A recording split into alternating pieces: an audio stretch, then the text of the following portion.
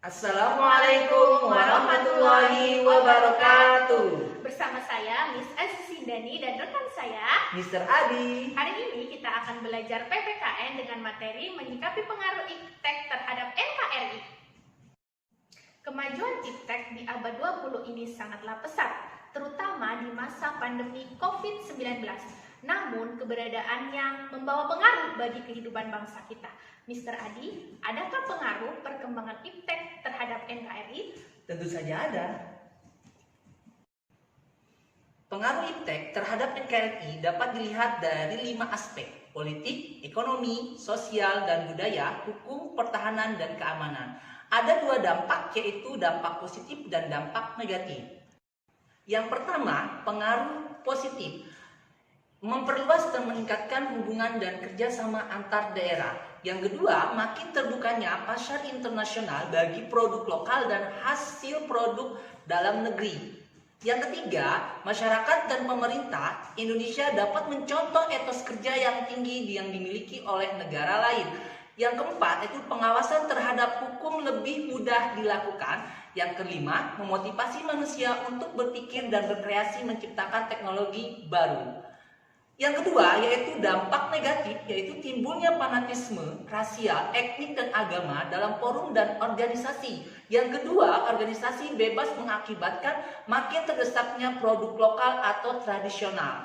Yang ketiga, munculnya gaya hidup konsumtif dan senang mengonsumsi barang-barang dari luar negeri. Maraknya kejahatan cybercrime. Yang terakhir adalah munculnya perang informasi yang mengancam kedaulatan NKRI. Baiklah anak-anak, itulah penjelasan dampak iptek terhadap NKRI. Untuk menjadi warga negara yang baik, kita sebagai warga negara harus bisa menyikapi pengaruh iptek tersebut. Miss Adis, bagaimana kita menyikapi hal tersebut?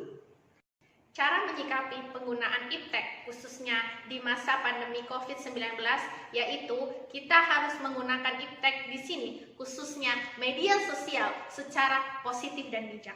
Mengapa media sosial? Karena media sosial merupakan titik temu berbagai sumber informasi, tempat beropini, berdiskusi, dan membangun relasi. Salah satu caranya yaitu dengan beretika yang baik dalam bermedia sosial. Yang kedua, tanggung jawab. Tanggung jawab di sini dimaknai bahwa pemanfaatan iptek tidak semata untuk kepentingan pribadi, namun untuk kepentingan masyarakat. Kita harus seimbang dalam menjalankan hak dan kewajiban kita sebagai warga negara agar tidak terjadi penyimpangan dalam pemanfaatan iptek, agar selalu sesuai dengan nilai-nilai Pancasila yang menjadi jati diri bangsa Indonesia.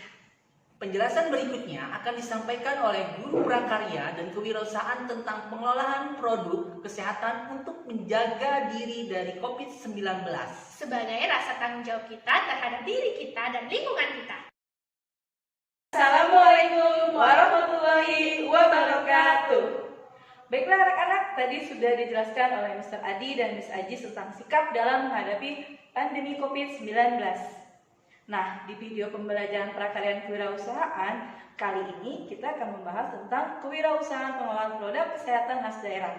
Untuk materi pertama akan disampaikan oleh Miss Ida. Wirausaha pengolahan produk kesehatan. Produk kesehatan khas daerah sebagai pendukung industri farmasi. Industri farmasi adalah industri terkait ketersediaan obat-obatan. Produksi dari industri farmasi dapat berupa ramuan obat atau bahan baku. Jenis produk kesehatan khas daerah terdiri dari 1. Produk jadi khas daerah, yaitu yang dapat langsung dikonsumsi.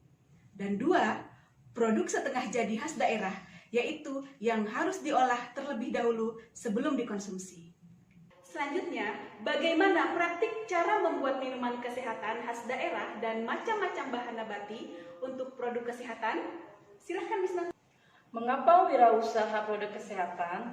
Alasannya karena Indonesia kaya akan sumber daya alamnya, terutama rempah-rempahnya. Bahan untuk produksi kesehatan khas daerah terdiri dari bahan hewani, bahan nabati, susu, tripang, terenggiling adalah cara pembuatan khas daerah tersebut, yaitu pertama-tama jahe plus tripang, salam, serai dimasukkan ke dalam air mendidih dan disaring lalu siap untuk disajikan. Tadi penjelasan dari kami tentang pengolahan produk kesehatan daerah.